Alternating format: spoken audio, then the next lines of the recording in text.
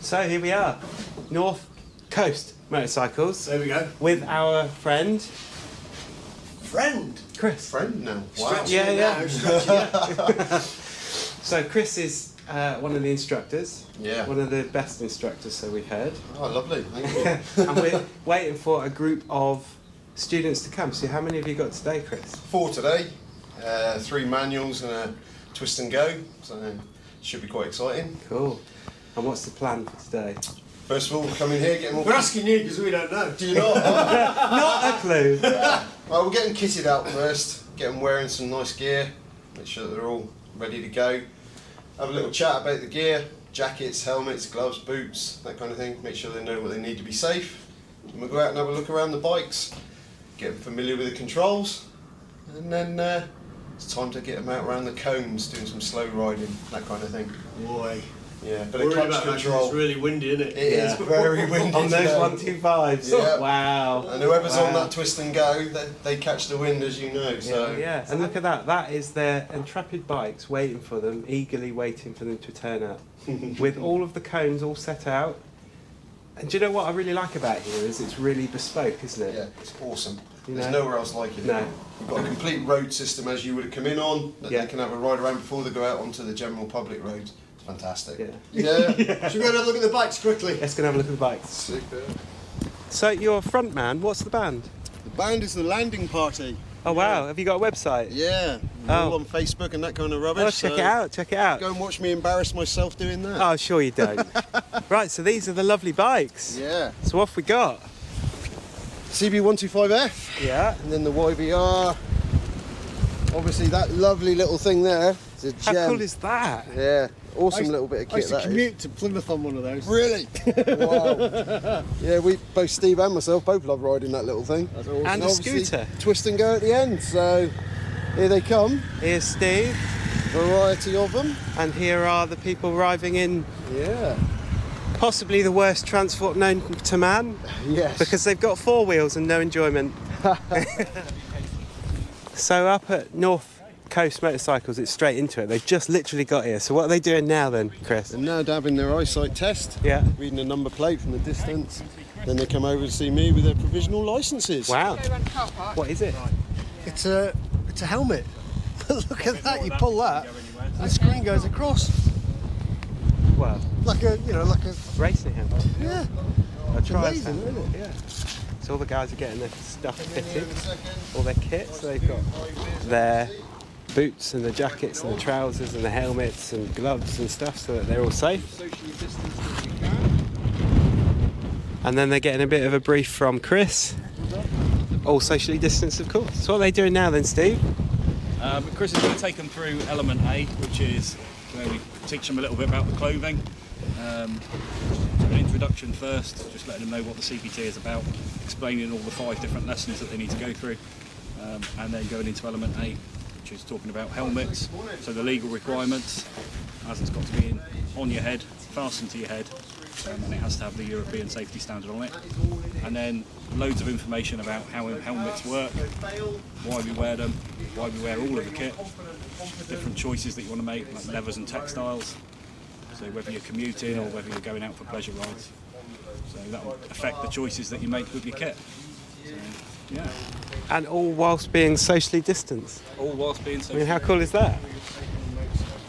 Obviously you are not in a cage. Everything is just you, flesh and blood, exposed to the elements. Alright?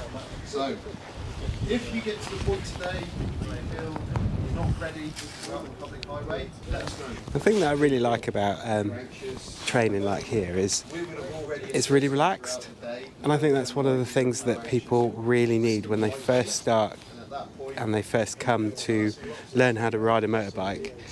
The nerves of meeting people and the nerves of then getting on a motorbike with people watching is really quite extreme. So to be in a relaxed atmosphere with people like Steve and of course Chris really does reduce the nerves so people can get the best out of them. I mean, these people, Chris and Steve, they're not here for people to fail, they're here for people to pass, they're here to get the best out of the people, and why you can't do that if people are really nervous. So you can see that people are really quite well socially distanced in their little classroom. Be on TV. Yeah, you do. Yeah, you do. Don't be so frightened. Go on. How's it going? All right. You've got helmets on. Yeah, don't be scared. Come on. Chris will have a chat with you.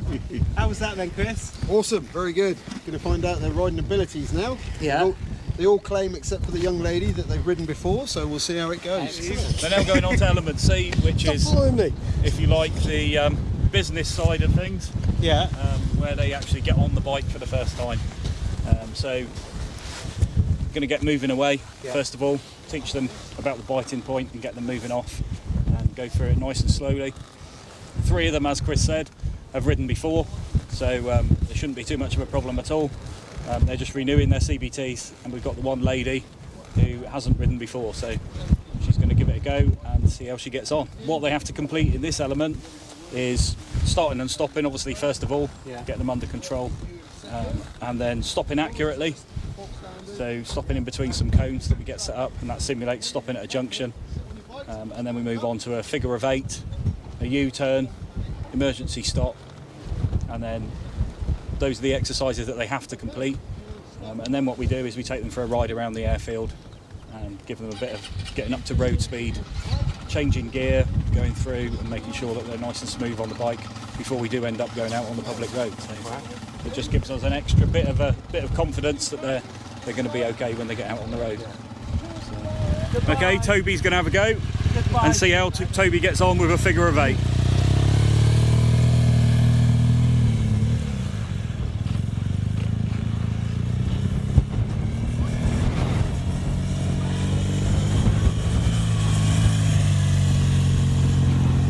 That's it, well done. Good. Keep looking into the centre and the next one.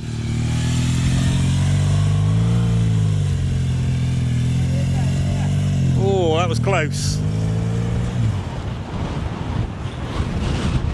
Okay, let's get Mark to have a go. See how Mark gets on.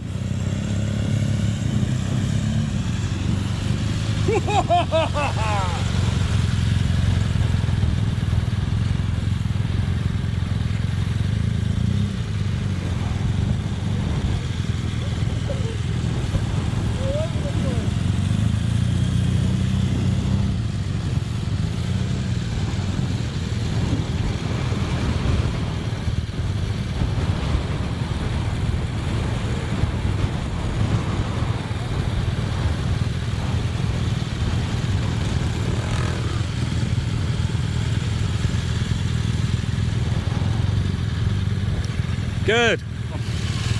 Okay, so now Mark and Toby are going to do the U-turn, standard U-turn from a CBT on a BMW GS Adventure. Yeah. Okay, when you're ready, Toby.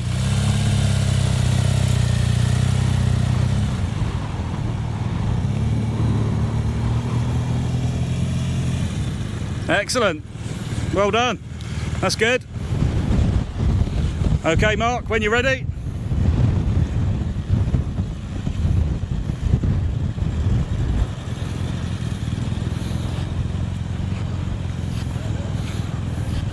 There we go.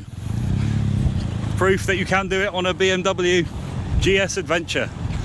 Any bike can do the U-turn. So first of all, Steve's going to do the U-turn. And then this is your red button to start.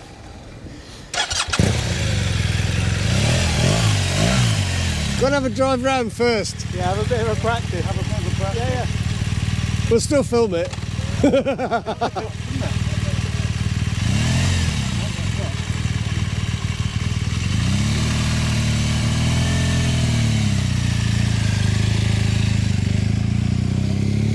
I do love these bikes though, they're just amazing bikes, aren't Yeah, yeah. they? See, and you can tell, you know, Steve's like us, he's just got straight on that bike. It's a bike, isn't It's only it? a You know, bike, isn't it? Yeah, yeah. It's a bike.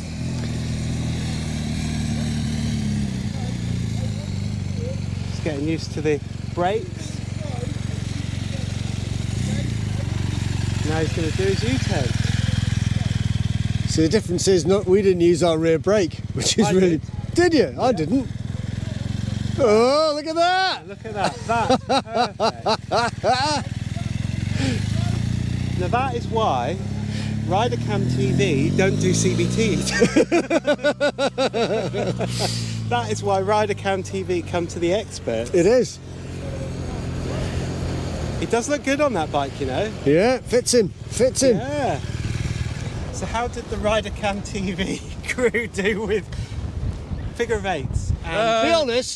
Be honest. Passable. Not that honest. Okay, cut that. Very well, yeah. They're amazing. Long time since we've done that, isn't it? Wow. Yeah, it's good to practice, and that's what we always say to people. When you go away from here, obviously you're not an expert. None of us are experts. Just practice, slow speed riding.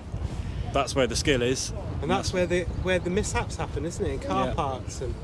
But nobody ever wants to practice that sort of stuff. Myself, I enjoy doing U-turns, figure of eights and things like that. But yeah, if you practice that, you'll get better and better as time goes. So now they're moving on to the final phase of element C, which is junctions. So learning observation, signal, manoeuvre, which again, most of them are car drivers, so they know that anyway. They're just putting it into practice, running through a fake junction that we've got set up here with the cones to make sure that they know how to change down through the gearbox as they approach a junction and how to do it, really. So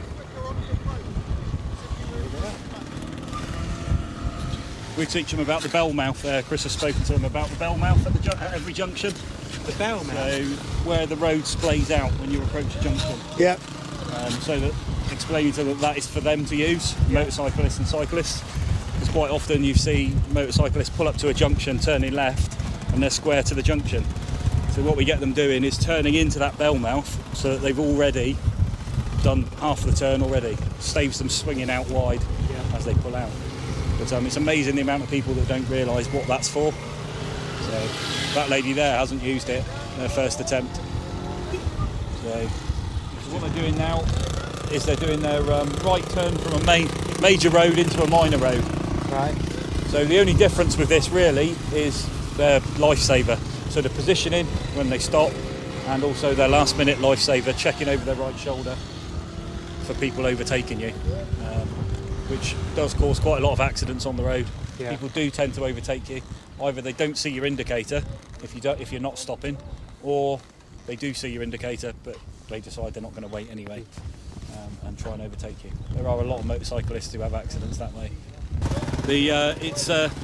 You get people who've never been on a bike, like the lady that we've got here today, and you get people who are renewing their CBT for the 10th time. So yeah, there's a huge variation of people, and it's just giving them those reminders, getting them back to making sure they're back to fresh again. So they've done their coney bits, as Steve has talked us through. Let me put the helmet down. So we've done all the coney bits that Steve's talked us through. So now we've got the 4 students, and they're going to be going out and around some cones, and then out and around the airfield to get used to being on the bike, getting into different gears, having a little bit more space to play around on. And they've got cones to go through as well. Yeah, so all the things that Chris has been taking them through, like indicating and making sure that they look over their shoulder, this is where they can go out and practice it on some different surfaces as well. And it's funny because when I first came out on here, we're talking about the differences in the surfaces, and perhaps it could be a little bit better where it was tarmac. However, because it's like it is, you get different degrees of road, really, different degrees of the states of road.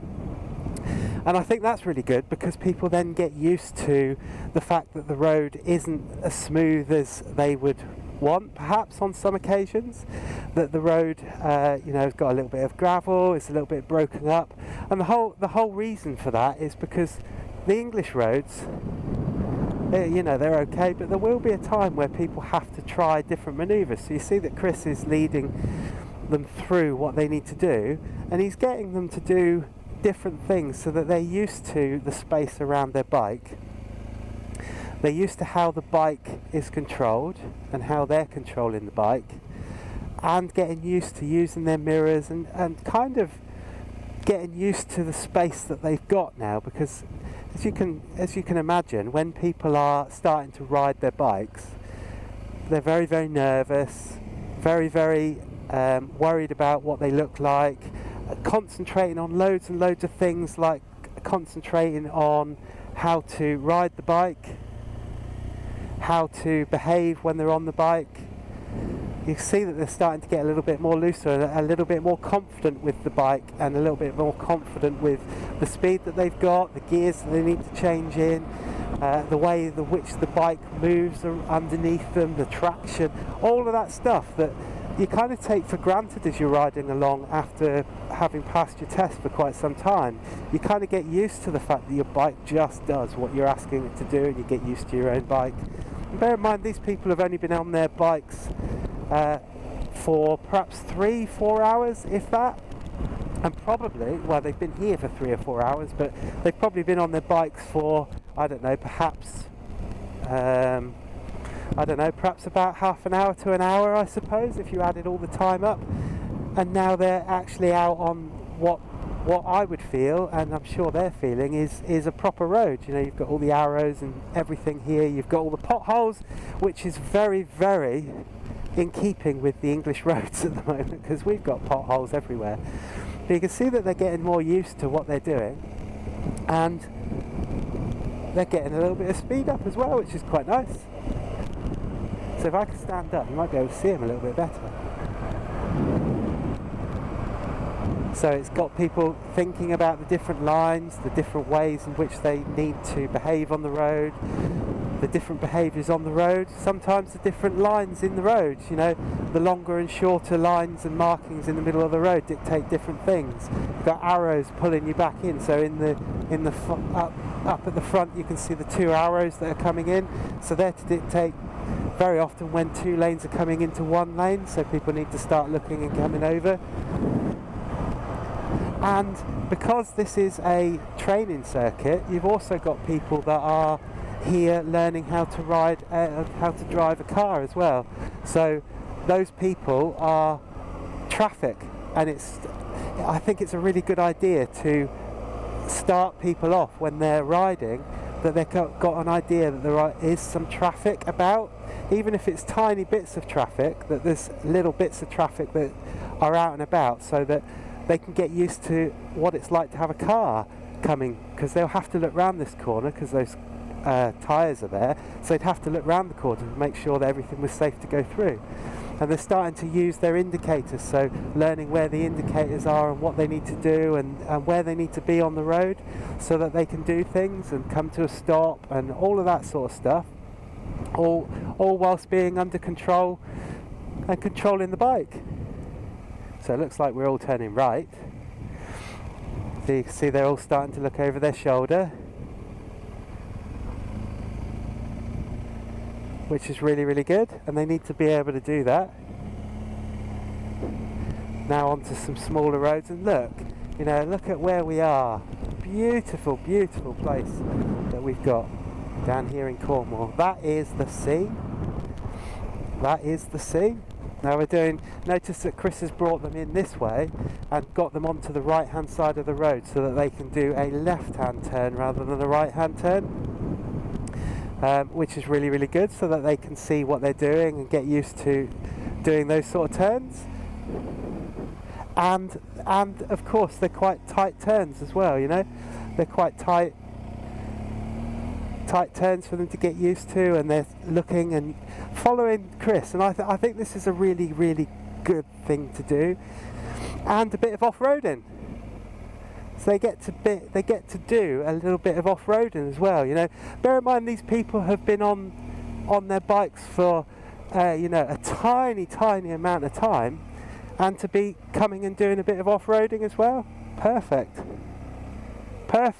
And the good thing about that is it gets people thinking about the traction underneath their tyres, and you know how their bike is going to behave when it's doing that. You know, the bike isn't going to behave very, very friendly if you're going to give it a handful of throttle, and burn through. It's going to skid all over the place, and I kind of wish that when I was learning that I had the ability to be able to do that as well, because I think doing that sort of thing is just brilliant. But what a fantastic environment to be learning to ride a bike in. I have asked the students if they didn't mind us riding behind them, and they were totally fine with that, because they're, you know, and I think that shows with the level of how relaxed they've been made to feel whilst they've been doing their training, you know. Right, so what are they up to now then, Steve, now that we've been around on your off-road and road course? Okay, so they've gone over back into the classroom, and what they're doing now is element D, which is defensive riding, essentially. Starts off with a quick highway code check to make sure that they've got the basics of the highway code. Some very basic questions, like what the traffic lights mean, difference between a give way and a stop junction. And then we go into different scenarios, talk to them about cornering and all the sorts of things, questions that come up around that. Parked cars beside the road, why we give them a wide berth, and different things that you can do to help yourself out on the road, different road positions that you can use. Don't hide away in the shadows and things like that. Get yourself out in the sun and get seen. And then after that one, it's all that's left then is the road ride. So that's when we get them out there and get them riding around on the road, which you've already seen. Oh, yeah. So when they're on the road, the defensive riding is all about looking after them, isn't it? And having like this bubble around them. Yeah, trying to keep them out of trouble, keep themselves in the centre of their lane, and get control of their bike, really. Yeah. Move around, so not hide away in the shadows. Don't pull up, exactly as we were just chatting about with an Arctic. Yeah. Planning ahead. Don't pull up behind a parked car or a stopped car, and so that nobody can see you. Yeah. Stay back, get yourself in a position where everybody can see you. You've got more room to do what you want to do then.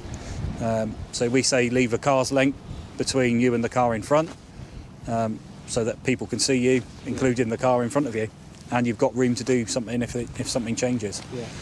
Yeah. Don't hide away in the shadows. So although we say ride in position 2, if position 2 and position 1 are in the shade, move over into position 3 and get yourself in the sun. Yeah.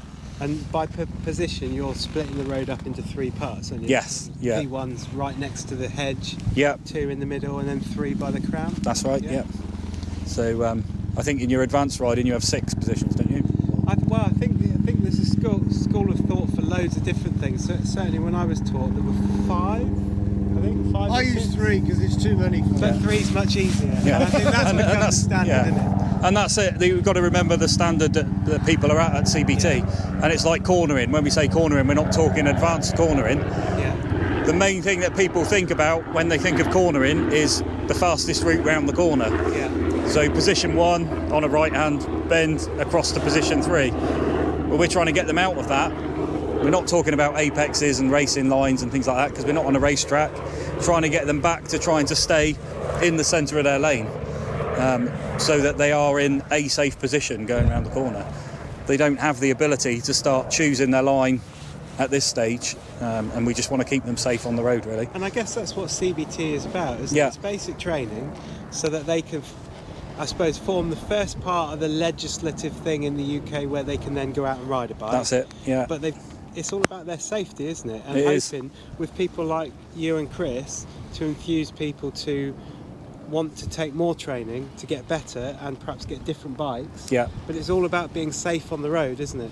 Yeah, that's it. So cornering for us really at this stage is teaching people that you need to slow down for a corner. So if you want to get faster, slow down, and that's the message really. You'll be able to go faster around the corner if you've got the bike going slow enough that you can accelerate around it. Yeah. And that is what it's all about. Everybody wants to rush and everyone wants to be the fastest, but just slow down, think about what you're doing, make a plan and accelerate around the corner. Yeah. So I had a lady come back here about 3 weeks ago who did her CBT with us 2 years ago. And she said, as soon as I mentioned cornering, she said, in like a lamb, out like a lion, which is a quote I quite often use. Right. Come in nice and quietly. Yeah. Up to the corner and then accelerating, roaring round the bend as you go, and that's the best way. That's the way the bike works. Well, really. That goes back on the chat that we had earlier about physics, doesn't it? You know, I know nothing about physics, but counter steering and all that sort of stuff. But it's about keeping the bike flat, isn't it? If you brake into a corner, you're expecting those tyres to do far more than they're made to, aren't you? Yeah. Or more than my experience anyway. But if you come to slow down, your bike is stable, isn't it? And then put the power on, you go round the corner stable rather than trying to get the bike to do all sorts of things. And that's when you don't want to load up one wheel more than the other. No. Keep them both equal, and you'll be able to go around the corner much easier. But yeah, it's about keeping that momentum as you lean over. I tell them when we start on the Element B, if you lean the bike over as it's standing still here now with no stand on, if you lean the bike over, it's going to fall on the floor. Yeah. You've got to keep it pulling forward. So when you're going around a bend, if it's not pulling forward, it's going to fall on the floor. Yeah. So that's it then. We've Toby and I hopefully. Did we pass? Did we pass? That's the question. We did do it on bigger bikes than normal. Well, yeah, okay. Yeah, we'll give you a pass. Happy with that. All right, so North Coast Motorcycles, thanks very much for letting us pester you for a day. And the students are just finishing off now. And yeah, really enjoyed today. I've loved and it today. we thought the weather was going to be horrible, but it's been just right. It's actually for turned bike out right. riding. And we've been able to do figures of eights and in and out of cones and awesome. U-turns. yeah, U-turns, off-roading. Oh, We've done it all. amazing. So, if you like this video, give us a big thumbs up. And Toby puts all the subscribe stuff on and any details down here, and we'll see you soon. Yeah. Thanks very much.